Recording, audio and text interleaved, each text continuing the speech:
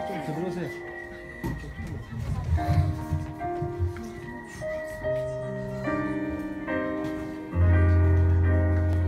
엄마 어딨어? 정조와 함께 가는 8일간의 화성 행차. 글 황은주, 그림 강윤정, 그림북에서 출간했습니다.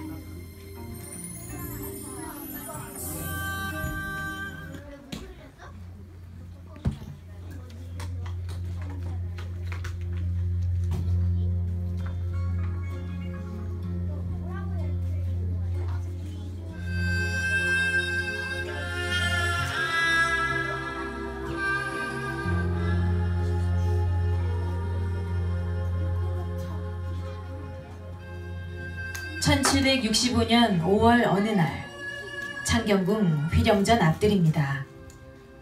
어린아이가 울고 있었고 아이 앞에는 커다란 뒤주가 놓여 있습니다.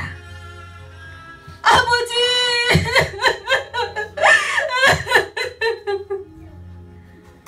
아이는 그렇게 아버지를 잃었고 아버지를 잃은 슬픔을 잊기 위해 늘 책과 가까이 있으며 하루도 빠짐없이 일기를 썼습니다.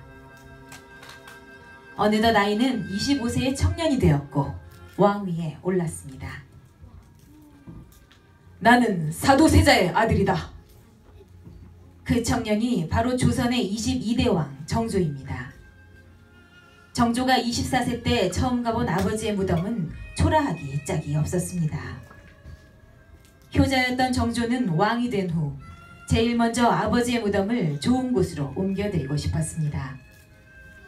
그래서 고른 곳이 수원이었습니다. 정조는 아버지의 무덤을 옮기고 이름도 현룡원이라 고쳤습니다. 그런 뒤 새 성을 쌓고 수원을 새로운 도시로 만들려는 계획을 실천에 옮겨나갔습니다. 화성이 어느 정도 완성되어 갈 무렵 정조는 자신의 정치적 힘을 사람들에게 보여주고 싶었습니다. 그래서 정조는 그곳에서 어머니의 환갑잔치를 성대하게 치렀습니다. 어머니를 모시고 아버지를 기리기 위한 여행을 떠난 것이지요. 수원으로 간 정조의 효행길은 어땠을까요? 그 8일간의 여행을 따라가 보겠습니다.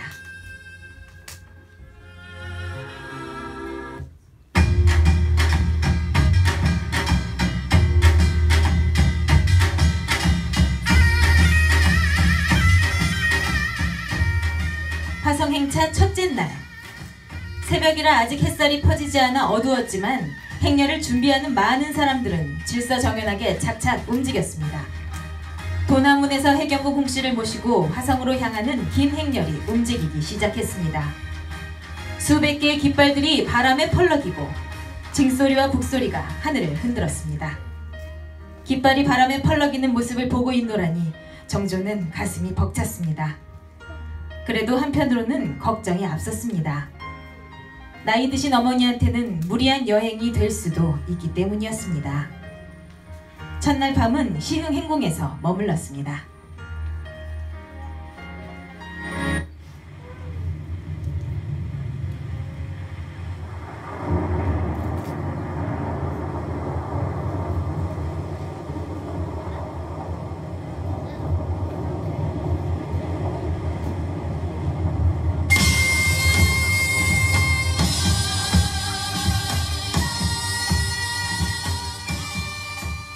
화성행차 둘째 날, 창덕궁에서 화성행궁까지 가는 동안 아무 일이 없어야 할 텐데 하늘이 걱정입니다. 금방이라도 비가 쏟아져 내릴 것 같았습니다. 어머니께서 힘드실까봐 정조는 수라 가자에 실려있던 미음을 꺼내 어머니께 드렸습니다. 하지만 걱정하던 일이 벌어지고 말았습니다. 점심을 먹을 때 비가 내리기 시작한 것입니다. 비는 쉬 그칠 것 같지 않았습니다. 다행히 화성까지 30리도 채 남지 않아서 정조는 서둘러 행렬을 이끌고 화성으로 향했습니다.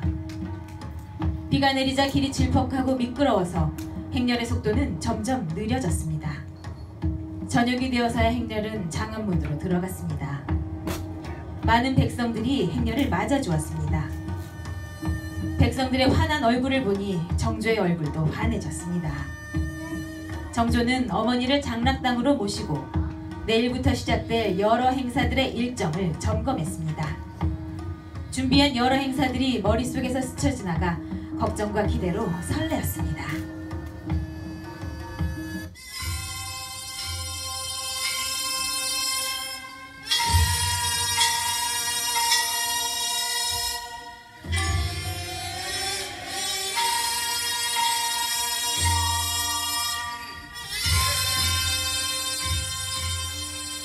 화성행차 셋째 날, 정조는 먼저 화성향교의 대성전에 가서 제사를 지냈습니다. 이어지는 행사는 낙랑헌에서 문목과 별시를 실시하는 것이었습니다. 별시란 나라에 경사가 있을 때 특별히 보던 임시 과거 시험을 말합니다. 이날 별시에 합격한 사람은 문과 무과를 합쳐 모두 61명이었습니다. 급제자들을 보는 정조의 마음은 무척 뿌듯했습니다.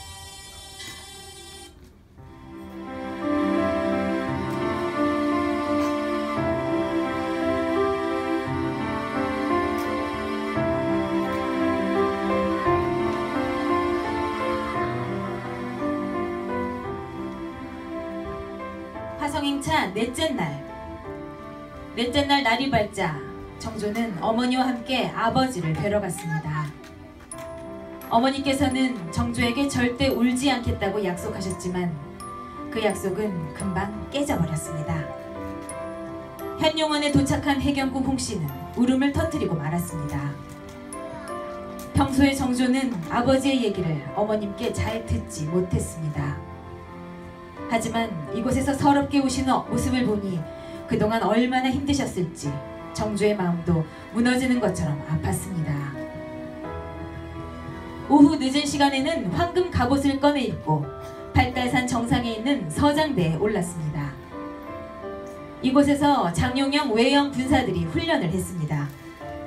평소에도 훈련을 잘 받은 덕분인지 군사들은 일사불란하게 움직였습니다. 밤에는 화성안의 주민들이 문 위에 등불을 달아 사방을 밝혀주었습니다. 백성들이 이렇게 함께해줘서 정조는 몹시도 든든했습니다. 어두운 밤하늘에 수백 개의 불화살, 여기저기에서 들려오는 대포 소리, 펄럭이는 깃발들, 하늘을 찌를 듯한 군사들의 요란한 함성 소리가 울려 퍼졌습니다. 그 모습을 본 정조는 가슴이 벅차서 아무 말도 하지 못했습니다.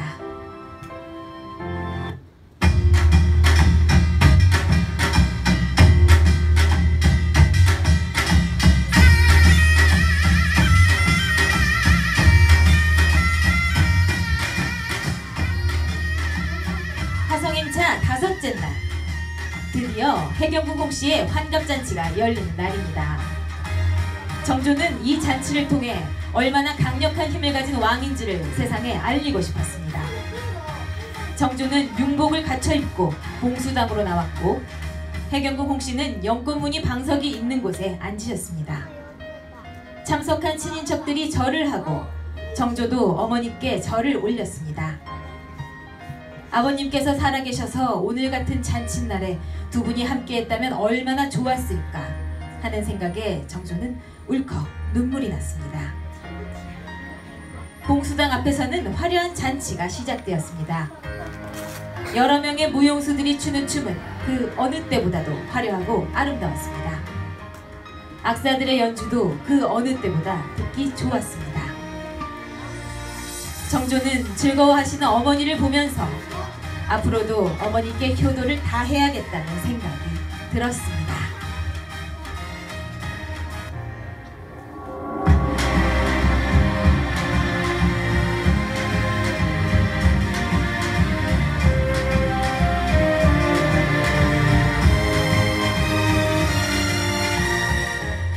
화성행차 여섯째 날, 정조는 어머니의 환갑을 맞은 기쁨을 화성의 백성들과 함께했습니다. 그래서 화성행궁의 정문인 신풍로에서 백성들에게 쌀을 나누어주는 행사를 가졌습니다.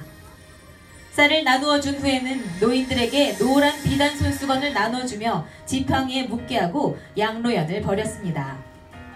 정조는 이 모든 일은 어머니의 은혜로 이루어진 것이라고 수없이 강조했습니다. 양로연을 끝낸 정조는 마지막으로 화성을 둘러보았습니다. 아직 다 완공되지는 않았지만 정조의 마음은 뿌듯했습니다. 화성을 돌아보다 가장 아름다운 방화수류정에 올랐습니다. 방화수류정에서 내려다보는 화성의 풍경은 정말 아름다웠습니다. 득중정에서는 신하들이 활쏘기하는 모습을 보았습니다. 활쏘기가 끝난 후에는 불꽃놀이를 하였습니다. 화려하게 터지는 불꽃을 보면서 정조는 화성의 앞날이 이렇게 환하게 빛났으면 좋겠다고 생각했습니다.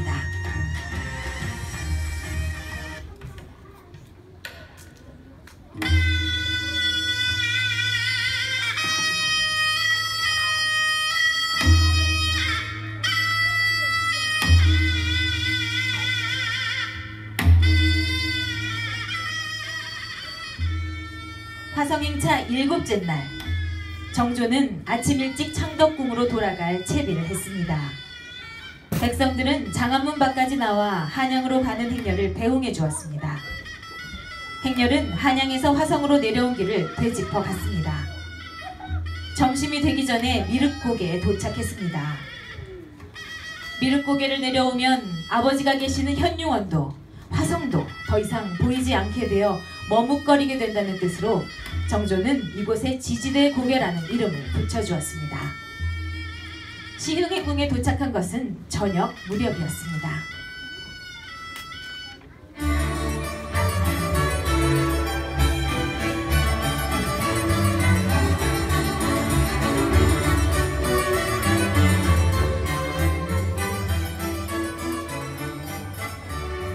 화성행차 8째 날, 시흥행궁에서 출발해 한강 노량진에 도착했습니다. 한강을 건너는 방법으로는 배다리가 이용되었습니다. 여러 척의 배를 이용하여 임시 다리를 놓는 이 방법은 정조의 충성스러운 신하인 정약용이 설계한 것입니다. 배다리가 없었더라면 긴 행렬이 한강을 돌아가야 해서 행차 시간이 더 오래 걸렸을 것입니다. 행차 일행은 배다리를 건너 숭례문을 지나 창덕궁으로 무사히 돌아왔습니다. 정조는 이번 8일간의 행차를 왕으로 있었던 시간을 전부 합친 것보다도 의미 있는 시간으로 여겼습니다.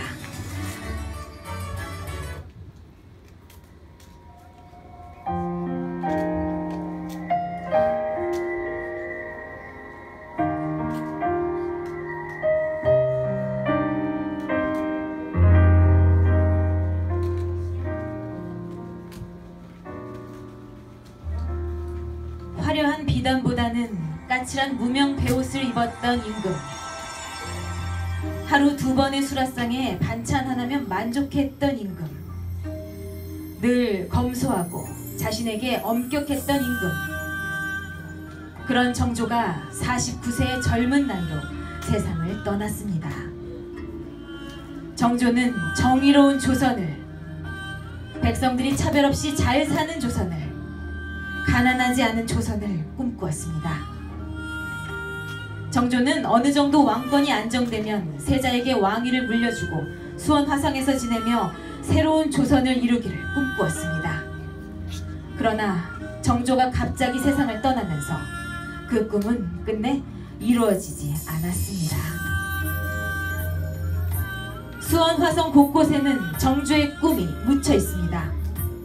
군사훈련을 지휘하던 서장대에는 강력한 왕권을 꿈꾼 정조의 꿈이, 어머니의 환갑잔치를 했던 봉수당에는 효심 가득한 정조의 꿈이, 가난한 백성들에게 쌀을 나눠주던 신풍루에는 백성을 진심으로 사랑하던 정조의 꿈이 아직도 남아 있습니다. 지금까지 프레지 제작 나영진 선생님, 음악 선정 박용복 선생님, 기술 김지영, 나레이션의 성